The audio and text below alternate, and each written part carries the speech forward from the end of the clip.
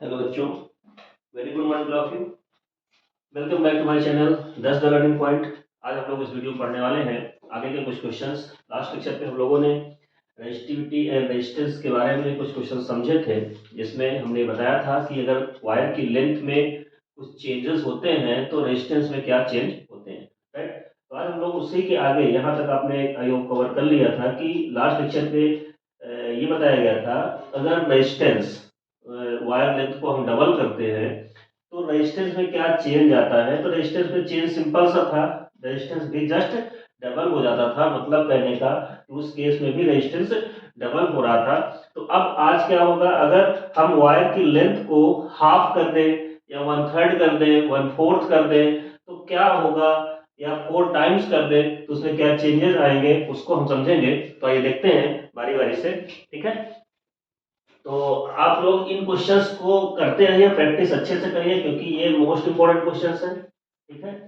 और आपके एग्जाम में ऐसे क्वेश्चंस पूछे जाते हैं, कई बार पूछे भी गए हैं। लास्ट एग्जाम के जो पेपर्स हैं आप उसको देखिएगा, उसमें सारे क्वेश्चंस आपको जरूर मिलेंगे ऐसे, ठीक है। तो हमारा क्वेश्चन ये है, नोट कर लीजिए। What is the relation between resistances, what is the relation between resistances if if length of the wire is half. मतलब ये कह रहा है कि सपोज दैट आपकी एक वायर की लेंथ एल है, ये अभी हम क्रॉस सेक्शनल एरिया पे नहीं जा रहे हैं, ओनली अभी हम लेंथ के बारे में बात कर रहे हैं। लेंथ में अगर चेंज हो रहा है तो क्या हो रहा है, लेंथ में चेंज होने से रेजिस्टेंस में क्या डिफरेंस आ रहा है, ठीक है। अभी हम उन क्वेश्चन को कर रहे हैं, इसके बाद हम एरिया पे आते हैं, राइट। तो पहले हमारे पास ये लेंथ की वायर है, वायर की लेंथ है, सॉरी। तो इसका क्रॉस सेक्शनल एरिया ये ए है और यहाँ पर भी ए, ये क्रॉस सेक्शनल एरिया होता है। अगर इस लेंथ को हम हाफ कर दे रहे हैं, सपोज दैट हमने लेंथ को हाफ कर दिया, चलिए हाफ कर देते हैं। तो इसे लेंथ एल थी, उसको हमने एल बाई टू कर दिया।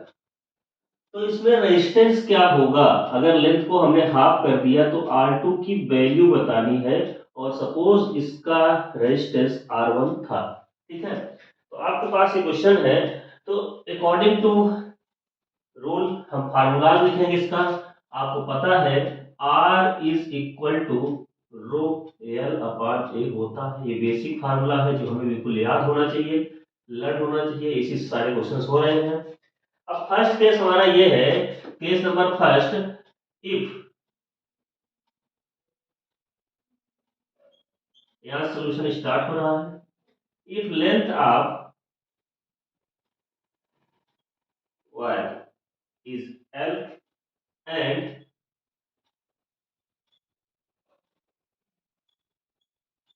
रेजिस्टेंस इज R1, पहले तो इतना था। तो उस केस में जो रेजिस्टेंस का फार्मूला होगा, R1 is equal to rho L upon A. Cross sectional area same है, इक्वेशन नंबर फर्स्ट हमारे सामने आती है। इसके बाद if length of the wire is half, अगर length of the wire half कर दी जाए एंड क्रॉस सेक्शनल एरिया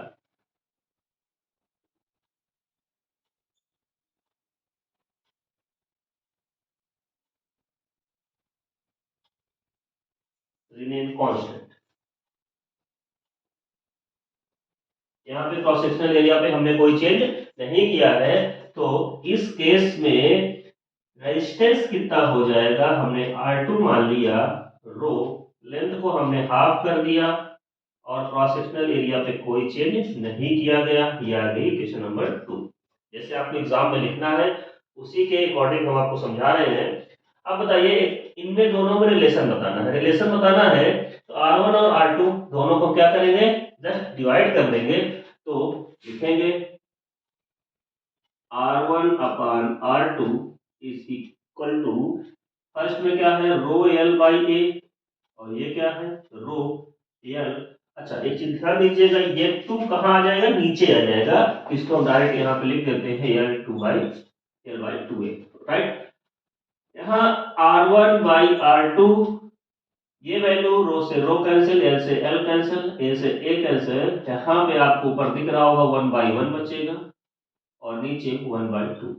आपको ये समझ में आ गया। यहाँ बच्चे गलती करते हैं, कुछ बच्चे यहाँ पे क्या करते हैं, 2 को अपान में 2 मान लेते हैं, तो गलत मत करिएगा। जो जैसे प्रोसेस है 1/1 1/2 ऐसे लिखने के बाद आप आगे प्रोसीड करिएगा। R1/R2 इज इक्वल टू, ये वैल्यू रिवर्स होती है तो 2/1 हो जाएगा। यहां से आपका रिलेशन फाइंड आउट होगा। रिलेशन क्या आएगा, ध्यान से देखिए। R2 R2 2R2 equal to R1 आ रहा है। जहां हम सॉल्व करेंगे तो R2 equal to R1/2 find out हो जाएगा। ठीक है, अब देखिए थोड़ा सा, अभी हमने लास्ट लेक्चर में बताया था, लेंथ को हमने क्या किया था, डबल किया था। तो जैसे ही लेंथ को हमने, ये लेंथ थी, थोड़ा समझ लीजिए इसको, और ये रेजिस्टेंस था। जैसे ही हमने लेंथ को L से 2L किया था तो रेजिस्टेंस क्या हो गया था, जस्ट डबल हो गया था, होगा ही। और हमने लेंथ को L से यहाँ पे हाफ कर दिया तो रेजिस्टेंस क्या हो जाएगा, R/2 हो गया। साफ साफ दिख रहा है। मतलब यहाँ पे भी एक फार्मूला हमें डिराइव हो रहा है कि जैसे जैसे हम लेंथ को जिस रेशियो में डिक्रीज करेंगे या इंक्रीज करेंगे, उसी सेम रेशियो में रेजिस्टेंस भी या तो इंक्रीज होगा या तो डिक्रीज होगा। तो यहाँ पे हमने इंक्रीज किया है, यहाँ पे इंक्रीज हो रहा है। एक फार्मूला क्या हम इसको फार्मलाइज कर सकते हैं, फार्मलाइज ये कर सकते हैं, आर, जो आर का चेंजमेंट होगा वो n टाइम्स ऑफ हो जाएगा, मतलब R2 n times of R1। कब, जब आप लेंथ को n टाइम्स ऑफ L कर रहे होते हो। मतलब आपको समझ में आ गया होगा। जस्ट डबल करेंगे तो ये भी n टाइम, कभी कभी ऐसा भी n टाइम के टर्म में भी पूछ लेता है। ठीक है, आपको हर तरह से रेडी रहना है। तो R2 is equal to n time of R1 if L is n time of L, original L। अगर n टाइम L बढ़ती है, n टाइम मतलब 1 time 2 time 3 time 4 time 6 time, अभी आप सारे आंसर्स कर लोगे फटाफट। ठीक है, और अगर लेंथ डिक्रीज होती है तो यहाँ पे R1/n हो जाएगा। कब होगा, ये तब होगा जब लेंथ L/n होती है किसी टाइम, मतलब 1/4 हो रही हो, 1/2 हो रही हो। ठीक है, तो आपको यहाँ समझ में आ गया होगा कि जब भी लेंथ को हम इंक्रीज करेंगे, ये सारी चीजें उसी हिसाब से वेरी करेंगे। एक हम थोड़ा सा छोटा सा टेबल बनाएंगे, उसको आप नोट कर लीजिए, जो इंपॉर्टेंट इसको आप पहले नोट कर लीजिए।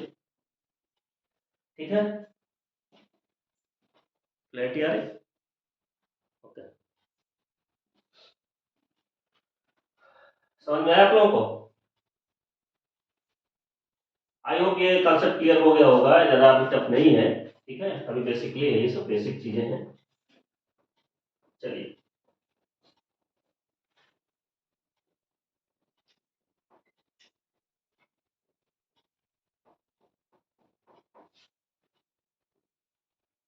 चलिए यहाँ पे कुछ बातें हमको नोट कर लीजिए।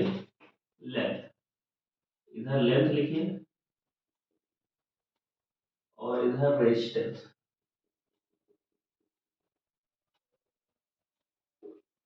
ठीक है, यहाँ पे लेंथ हम लिख रहे हैं, लेंथ को आपने क्या किया, 2 टाइम्स ऑफ L कर दिया। तो रेजिस्टेंस ये पहले वाला है, और रेजिस्टेंस जो पहले वाला होगा तो बाद वाला रेजिस्टेंस कितने कंपेयर हो जाएगा, 2 टाइम्स ऑफ R1। ठीक है, सिंपल सी बात है, अगर आपने लेंथ को डबल किया है तो रेजिस्टेंस भी डबल हो जाएगा। और यहाँ पे क्या होगा, जैसे हमने लेंथ को क्या कर दिया, हाफ कर दिया है। ओके, और अगर लेंथ में यहाँ पे चेंज क्या हो रहा है, लेंथ को हम जस्ट हाफ कर रहे हैं, लेंथ को हमने हाफ कर दिया, बाद वाली लेंथ को हमने हाफ कर दिया है, तो जो बाद का रेजिस्टेंस R2 आएगा वो पहले वाले रेजिस्टेंस R1 का जस्ट हाफ हो जाएगा। अच्छा, लेंथ को अगर हमने जस्ट 3 टाइम्स कर दिया है तो बाद का रेजिस्टेंस जो आएगा R2 वो भी 3R1 होगा। और लेंथ को जस्ट हमने L/3 कर दिया है तो रेजिस्टेंस भी क्या होगा, R1 का जस्ट 1/3 हो जाएगा। अगर लेंथ को हमने 4L कर दिया, 4 टाइम्स कर दिया, तो आपका R2 जो होगा बाद का रेजिस्टेंस वो पहले वाले का 4 टाइम्स हो जाएगा। और लेंथ को हमने अगर L/4 कर दिया, मतलब 4 टुकड़ों में बांट दिया, तो जो रेजिस्टेंस बाद का आएगा वो R1 का बाई 4 हो जाएगा। आपको ये कॉन्सेप्ट क्लियर हो गया होगा, क्योंकि कभी कभी क्वेश्चंस न्यूमेरिकल्स में आते हैं जहां पे लिखा रहता है कि आपके पास एक कोई वायर है, बड़ी सी वायर है, उसको हमने 3 पार्ट में कट कर लिया, तो find out the resistance of that wire, find out the resistance of that wire when these pieces are connected in series and in parallel. ठीक है, उस क्वेश्चन को कर ही लिया जाए, ज्यादा अच्छा रहेगा। जब हमारे पास कोई एक वायर है, उस वायर को हमने 3 पीस में कट कर लिया। अब 3 पीस में कट करने के बाद आपको पता हो जाना चाहिए कि आपने इक्वल 3 पीस में कट किया, तो उनका रेजिस्टेंस क्या हो जाएगा। रेजिस्टेंस बेसिकली क्या होगा, वो भी बाई थर्ड हो जाएगा, मतलब जो रेजिस्टेंस उसका रहा होगा, आर रहा होगा, तो बाई थर्ड हो गया होगा according to this rule, R is directly proportional to L.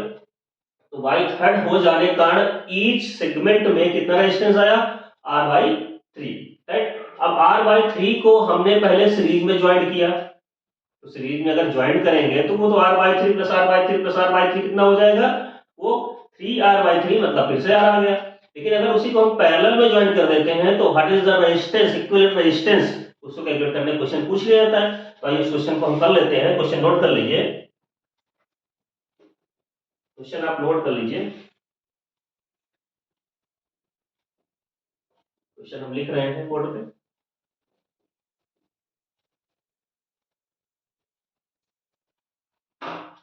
देखिए, ये वायर है आपके पास, ये वायर है। इस वायर को हमने, हमारे लेंथ कितनी है, L, और उसका रेजिस्टेंस कितना है, R। लेंथ L है, उसका रेजिस्टेंस R है, क्रॉस सेक्शनल एरिया A है। क्रॉस सेक्शनल एरिया भी हर जगह सेम है, राइट। अब इसी में क्वेश्चन में बोला गया है कि इस वायर को 3 पार्ट में कट कर लिया गया। चलिए, 3 इक्वल पार्ट में हमने वायर को कट कर दिया। जब 3 इक्वल पार्ट में कट करेंगे तो क्या होगा, एक रेजिस्टेंस ये आ जाएगी एक वायर, दूसरी वायर ये आ जाएगी आपके पास, और तीसरी वायर ये आ जाएगी आपके पास। ठीक, अब इन तीनों वायर का जो लेंथ होगा कितना होगा, L/3, L/3, L/3। आप समझिए, अगर लेंथ L/3 हो रहा है तो रेजिस्टेंस भी क्या हो जाएगा, 1/3। यहाँ पे रेजिस्टेंस पहले का कितना हो जाएगा, R/3, R/3 एंड R/3। आपको समझ में आ गया होगा कि रेजिस्टेंस हम यहाँ पे R नहीं रखते हैं। कुछ बच्चे सोचेंगे कि यार मटेरियल तो वही है, वायर भी वही है, तो रेजिस्टेंस भी वही होना चाहिए, तो ऐसा गलती मत करना। यहाँ पे क्या होगा, रेजिस्टेंस भी 1/3 हो जाएगा। अब इन्हीं को बोला गया, थोड़ा सा इसको हम रेजिस्टेंस के फॉर्म में बता देते हैं। अब मान लीजिए इसी वायर को हम ये रेजिस्टेंस मान लेते हैं, मान लीजिए ये सेगमेंट इक्वल टू ये रेजिस्टेंस है, ठीक है, क्योंकि रेजिस्टेंस में आपको इसको वायर नहीं बनाना, रेजिस्टेंस के फॉर्म में करना है, तो हम इसको रेजिस्टेंस के जैसे ट्रीट करेंगे। अब इसी को हम अगर सीरीज में ज्वाइन कर दें, इसी को हम अगर सीरीज में ज्वाइन कर दें तो क्या होगा, दूसरा रेजिस्टेंस लाते हैं, ये आ गया, तीसरी वायर लाते हैं, ये आ गया, और तीनों को सीरीज में ज्वाइन कर दें, तो बताइए यहाँ पे कितना इक्विवेलेंट रेजिस्टेंस आएगा। तो इस टॉपिक को हम आगे पढ़ाने वाले हैं, लेकिन थोड़ा सा आपको हम गेस हिंट दे रहे हैं। सपोज दैट ये क्या हो जाएगा, R/3 होगा, ये भी R/3 होगा, ये भी R/3 होगा। इसकी प्रैक्टिस हम आगे क्वेश्चन से कराएंगे, बट यहाँ आ गया टॉपिक तो हम समझा देते हैं। जब सीरीज का फार्मूला होता है कि R equal to total equivalent, R equal to R1 plus R2 plus R3। अब यहाँ पे टोटल इक्विवेलेंट R निकालने के लिए हम क्या करेंगे, R1 की वैल्यू है R/3, इसको इक्विवेलेंट लिख दो, इक्विवेलेंट मतलब कंप्लीट टोटल, और ये R/3 हो गया प्लस R/3 हो गया, ये आ गया 3R/3, कैंसिल आउट कर देंगे, वैल्यू आ जाएगी R।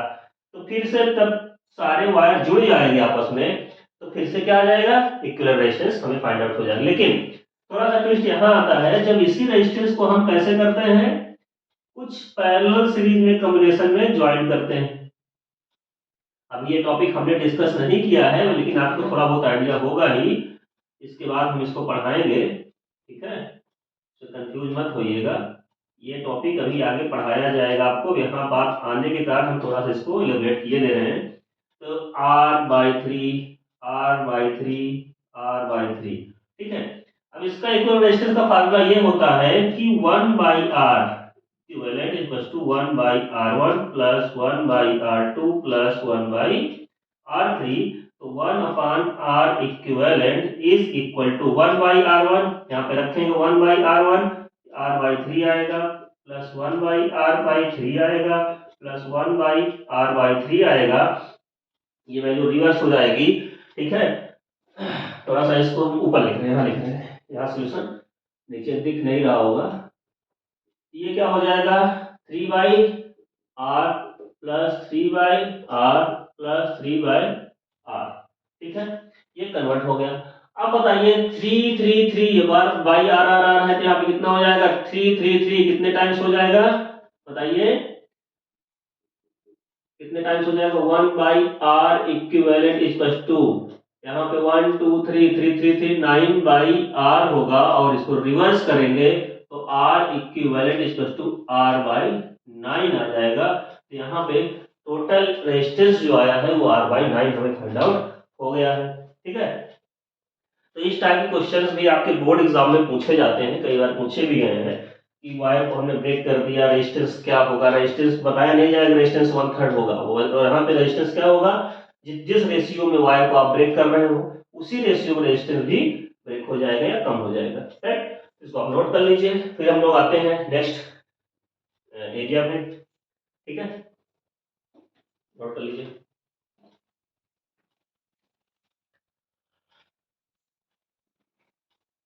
चलिए, अब हमने रेजिस्टेंस और लेंथ का रेशियो तो समझ लिया कि लेंथ में चेंज होने से रेजिस्टेंस में क्या वेरिएशन होते हैं, ठीक है। अब हम लोग समझेंगे एरिया में चेंज होने से क्या वेरिएशन आते हैं, अगर एरिया में कोई चेंजमेंट हो रहा होता है तो क्या क्या वेरिएशन हो सकते हैं, उसको समझेंगे। तो आइए देखते हैं, और आप लोग सारे टॉपिक्स रिवाइज करते रहिए, ठीक है, क्योंकि ये मोस्ट इंपॉर्टेंट टॉपिक्स है। इलेक्ट्रिसिटी, आपका लाइट, लाइट मीन्स रिफ्लेक्शन है, रिफ्लेक्शन, उनसे क्वेश्चंस बहुत पूछे जाते हैं, ठीक है। नियर अबाउट 16 मार्क्स 14 मार्क्स से क्वेश्चन हर साल आते हैं आपके लाइट इलेक्ट्रिसिटी से भी, और रिफ्लेक्शन है रिफ्लेक्शन से भी, ठीक है। चलिए, ये आप कॉन्सेप्ट याद रखिएगा, ये बहुत इंपॉर्टेंट है। इसके बाद हम लोग आते हैं next topic, what is the relation between resistances if area of the wire is double half, ऐसे कुछ केसेस आते हैं। तो पहला केस हम लेते हैं, सपोज दैट हमारे पास एक वायर, केस नंबर 1, हमारे पास एक ये वायर है, ये वायर, इसका क्रॉस सेक्शनल एरिया हर जगह ए था। अब हमने क्या किया कि इस वायर के एरिया को, वायर की लेंथ को सेम रखे, बट वायर के एरिया को थोड़ा सा डबल कर दिया, लेंथ में कोई चेंज नहीं किया और इसको हमने डबल कर दिया, लेंथ इज कांस्टेंट, लेंथ को हम वही रखेंगे, एरिया थोड़ा डबल क्या हुआ, 2a हो गया, ठीक है। अब एरिया अगर डबल हो गया है तो what is the change of resistance, इनका रेजिस्टेंस मान लीजिए R1 था और इसका हमने माना R2 है, तो आप रिलेशन बताइए R1 एंड R2 के बीच में, राइट। तो उसको कैसे सॉल्व करेंगे, तो आपको पता है, पहले से ही फार्मूला पता है, we know that, we know that R is equal to rho L upon A, आपको इसे ही अप्लाई करना है। इफ फर्स्ट केस में देखा जाए, if length of the wire, length of the wire is L and resistance is R, ठीक है, short में लिख देते हैं, and cross sectional area is E, right. Cross sectional area इस ए रेजिस्टेंस R1 है, तो यहाँ पे क्या होगा, हाँ बताइए, R1 is equal to rho L upon A. अब यहाँ पे मटेरियल सेम है, एक चीज ध्यान दीजिएगा, यहाँ दोनों वायर का मटेरियल सेम है, तो इसलिए रो भी कांस्टेंट रहेगा, रो चेंज नहीं होगा। अब यहाँ पे क्या आएगा, if length of wire remain constant,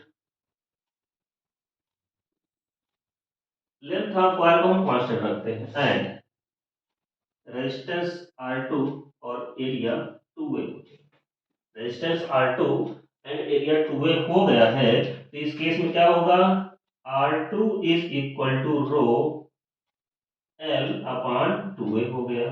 simple सी बात है, equation number first, equation number 2। ठीक है, बोर्ड एग्जाम में आपको सेम ऐसे लिखना है, कोई कट छट नहीं करना है, यहाँ पे ना इससे ज्यादा लिखने की जरूरत है, बस ऐसे शॉर्ट फॉर्म में आप इसको तैयार करिए। अब बताइए, दोनों में रिलेशन हमको फाइंड आउट करना है, तो दोनों इक्वेशन को क्या करते हैं, इक्वेशन 1 डिवाइडेड बाय इक्वेशन 2 कर दीजिए। R1 इधर R2 आ जाएगा, लेफ्ट साइड का लेफ्ट साइड से डिवाइड करते हैं, लेफ्ट का लेफ्ट से डिवाइड करते हैं, राइट का राइट से करते हैं। कुछ बच्चों को कंफ्यूजन ये हो रहा होगा कि कैसे डिवाइड करेंगे इसको, तो समझ लीजिए, R1 बाई R2 करेंगे, दिस बाई दिस करेंगे, तो यहाँ पे रो L बाई A लिखते हैं, और यहाँ पे रो L बाई 2A लिख देते हैं। सेम फंडा यहाँ पे आ गया आपको, R1 बाई R2। ध्यान दीजिएगा, ये रो से रो कैंसिल आउट हो रहा है, L से L कैंसिल आउट हो रहा है, A से A कैंसिल आउट हो रहा है, तो ऊपर क्या बचेगा, ऊपर 1 बाई 1 बचेगा, और नीचे 1 बाई 2 आएगा। आप यहाँ पे गलती मत करना, कुछ बच्चे यहाँ 1 बाई 2 डायरेक्ट लिख देते हैं, वो गलत है। ठीक है, R1 by R2 equals to, ये वैल्यू रिवर्स होकर ऊपर जाएगी, 1 बाई 2 हो, 2 बाई 1 हो जाएगा। क्रॉस मल्टीप्लीकेशन करेंगे, R2 equals to R1 by 2 आएगा, मीन्स यहाँ से हम कह सकते हैं, सिंपल सी बात है, जब वायर के एरिया को, वायर के एरिया को हम इंक्रीज करेंगे तो रेजिस्टेंस क्या होता है, हाफ हो जाता है। ये भी सही है, सिंपल सी बात है। देखिए आप कोई हीटर है आपके पास, अब हीटर में आपने क्या किया, पतली वायर यूज कर दिया, पतली सी वायर यूज कर दिया 0.5 mm का, और या उससे भी पतली वायर को यूज कर दिया, और हीटर को चालू कर दिया, तो आपकी जो वायर होगी कुछ देर बाद वो क्या होगी, हीट होने लगेगी, या गर्म हो जाएगी, रेड हो जाएगी, टूट जाएगी। ठीक है, क्यों टूट जाएगी, क्योंकि वो पतली वायर है, वो नंबर ऑफ इलेक्ट्रॉन्स उतने ट्रांसफर नहीं कर पाएगी जितना उस हीटर को जरूरत है। ठीक है, इस कारण से उसके जो सरफेस एरिया है वो कम होने के कारण वहां पे नंबर ऑफ इलेक्ट्रॉन्स बहुत ज्यादा फास्ट मूव करते हैं, ज्यादा इलेक्ट्रॉन फास्ट मूव करने के कारण वो हीट होने लगती है और गर्म होकर टूट जाती है, रेड होकर। ठीक है, अगर हम उसी के एरिया को बढ़ा दें, उसी के एरिया मतलब तार को मोटी कर दें, तार को मोटी कर देंगे, वायर को मोटी कर देंगे, तो वायर को मोटी करने के बाद उसमें से नंबर ऑफ इलेक्ट्रॉन आसानी से मूव करेंगे, क्योंकि उसका सरफेस एरिया बढ़ गया है, और एरिया बढ़ने से क्या हुआ कि नंबर ऑफ इलेक्ट्रॉन आसानी से मूव करेंगे, और उसका रेजिस्टेंस क्या हुआ है, कम हो गया। कैसे, पहले की कंपेयर में, जैसे पहले रेजिस्टेंस R1 था, अब बाद में जो R2 आया है वो R1 का जस्ट हाफ हो गया। सपोज दैट इसका रेजिस्टेंस 6 ओम रहा होगा, तो इसका रेजिस्टेंस कितना आ गया, 3 ओम। मींस जब भी हम एरिया, वायर के एरिया को इंक्रीज करेंगे, क्रॉस सेक्शनल एरिया को इंक्रीज करेंगे, तो क्रॉस सेक्शनल एरिया के इंक्रीज होने से उसमें number of electrons easily move कर सकते हैं, या सफिशिएंट जितनी जरूरत है, उतनी नीड है, उतने इलेक्ट्रॉन्स मूव कर सकते हैं, तो वायर का रेजिस्टेंस क्या होगा, कम हो जाएगा। और अगर इसी एरिया को हम डिक्रीज कर दें, कम कर दें, तो इसका जस्ट अपोजिट होगा, रेजिस्टेंस बढ़ जाएगा। तो उसको भी करते हैं, इसको नोट कर लीजिए आप लोग। और नेक्स्ट टॉपिक, नेक्स्ट मतलब केस क्या है, जब हम वायर के एरिया को डिक्रीज करते हैं, हाफ कर देते हैं, तब क्या होता है। तो इसमें रिलेशंस कुछ आएंगे, उनको नोट करेंगे। ओके, रेड करें, चलिए। तो इसमें क्वेश्चंस बहुत इजी आते हैं। अभी देखिए, हम लोग लेंथ के बारे में समझे थे, अब हम लोग ने एरिया के बारे में समझा कुछ। एरिया के केस करने के बाद दोनों को मिक्स करके केस करेंगे, जिसमें काफी वेरिएशंस आते हैं। ठीक है, और बोर्ड एग्जाम में ऐसे क्वेश्चंस कई बार पूछे गए हैं।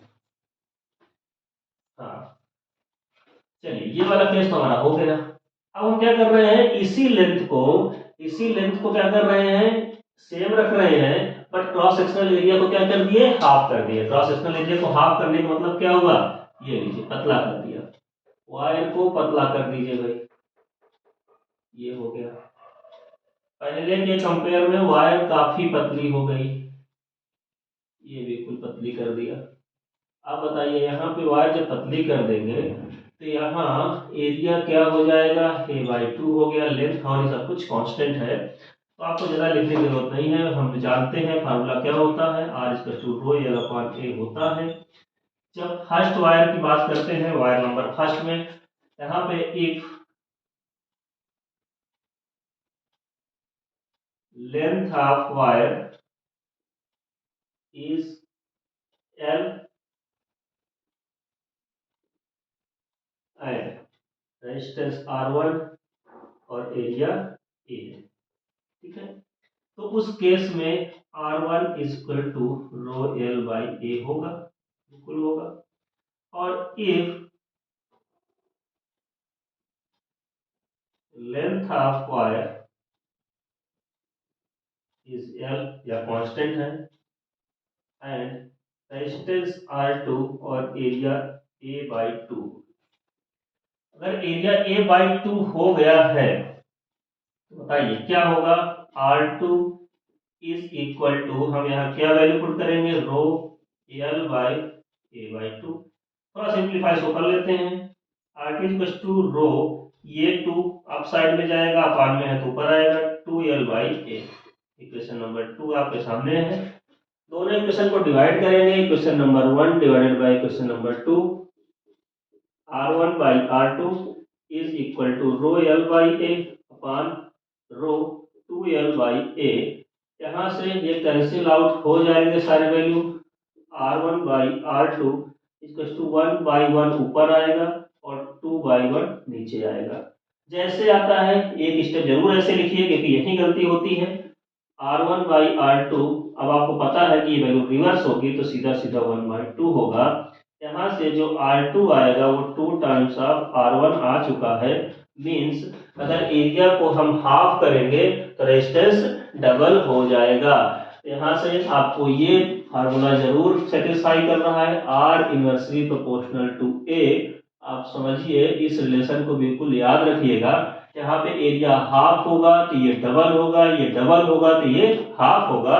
तो यहाँ हमने बताया भी था रेजिस्टेंस एरिया पे कैसे डिपेंड करता है, एरिया इंक्रीज होगा रेजिस्टेंस डिक्रीज होगा, एरिया डिक्रीज होगा रेजिस्टेंस इंक्रीज होगा, और जिस रेशियो से वो इंक्रीज या डिक्रीज होगा उसके जस्ट अपोजिट वो इंक्रीज या डिक्रीज होगा। तो इसका भी फार्मूला हम जैसे उसमें टेबल बनाए थे, इसको भी एक टेबलाइज फॉर्म में बना लेते हैं, इसको नोट कर लीजिए।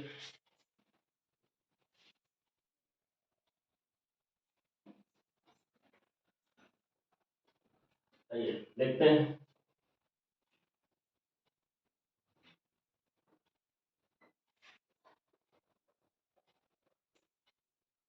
चलिए यहाँ पे क्या क्वेश्चन क्या है, सपोज यहाँ पे एरिया हम लिखते हैं और यहाँ पे रेजिस्टेंस लिखते हैं, ओके। एरिया एंड रेजिस्टेंस, हमारे पास एरिया जो ए था हमने क्या कर दिया, उसको 2A कर दिया, तो रेजिस्टेंस क्या होगा, R2, रेजिस्टेंस R1/2 हो जाएगा। सिंपल सी बात है, जस्ट उल्टा हो रहा है, डबल कर रहे हो हाफ हो रहा है। यहाँ पे हमने एरिया को जस्ट हाफ कर दिया, तो जो रेजिस्टेंस होगा वो 2 टाइम्स ऑफ R1 हो गया, पहले वाली वायर का जस्ट डबल हो गया। अच्छा, एरिया को अगर हम जस्ट 3 टाइम कर दें तो रेजिस्टेंस क्या होगा, रेजिस्टेंस क्या होगा भाई, रेजिस्टेंस R1/3 होगा। एरिया को जस्ट हम बताइए A/3 कर दे, A/3 कर देंगे, रेजिस्टेंस भी क्या होगा, बार बार आर्थिक में लिखा हूँ भाई मैं, R2, रेजिस्टेंस क्या हो जाएगा, वो 3 टाइम्स ऑफ R1 हो जाएगा। सिंपल सा लॉजिक है। और इसी में अगर हम रेजिस्टेंस को 4 या n टाइम्स बता देते हैं, n टाइम्स ऑफ एरिया कर देते हैं, एरिया को n टाइम एरिया कर देते हैं, तो जो रेजिस्टेंस होता है वो R1 का n टाइम हो जाता है, n के टर्म में आपने समझ लीजिए। और एरिया को अगर हम A बाई n कर देते हैं, n टाइम्स कर देते हैं 1/n टाइम, तो R3 जो होता है, R2 जो होता है वो क्या हो जाएगा, एरिया को आप डिक्रीज कर दीजिए। एरिया को आप डिक्रीज करेंगे तो यहाँ पे क्या आएगा, 1/n कर रहे हैं तो यहाँ पर रेजिस्टेंस कितना आ जाएगा, n टाइम्स ऑफ R1 आ जाएगा, मतलब रेजिस्टेंस और भी n टाइम बढ़ जाएगा। इस फार्मूलाज को आप नोट कर लीजिए, ये बेसिक है जो एमसीक्यू के बहुत इंपॉर्टेंट रहते हैं। एमसीक्यू में डायरेक्ट ऐसे ही क्वेश्चंस पुट अप कर दिए जाते हैं, कभी n के टर्म में, कभी m के टर्म में, कभी R1 या कभी 1 2 3 के टर्म में। आपको ये बस कॉन्सेप्ट याद रखना है, इस कॉन्सेप्ट से क्वेश्चन को सॉल्व कर सकते हैं बहुत इजीली तरीके से, इसको आप नोट कर लीजिए, ठीक है। इसके बाद नेक्स्ट लेक्चर में हम लोग दोनों को वेरिएट करेंगे, मतलब लेंथ को भी चेंज करेंगे एक साथ। एक ही क्वेश्चन पे लेंथ को भी चेंज कर रहे होंगे और एरिया को भी चेंज करेंगे, तब क्या वेरिएशन आते हैं उनके बारे में समझेंगे। कभी लेंथ को हाफ करेंगे, एरिया को हाफ कर देंगे, लेंथ को डबल, एरिया को डबल, लेंथ को हाफ, एरिया को डबल, ऐसे क्वेश्चन मिक्सअप करके बनाएंगे जिसमें दोनों चीजें चेंज हो रही होंगी। उन क्वेश्चन को नेक्स्ट लेक्चर में करते हैं। आप यहाँ तक इनको नोट कर लीजिए, नेक्स्ट लेक्चर में मिलते हैं फिर से। Okay, thank you.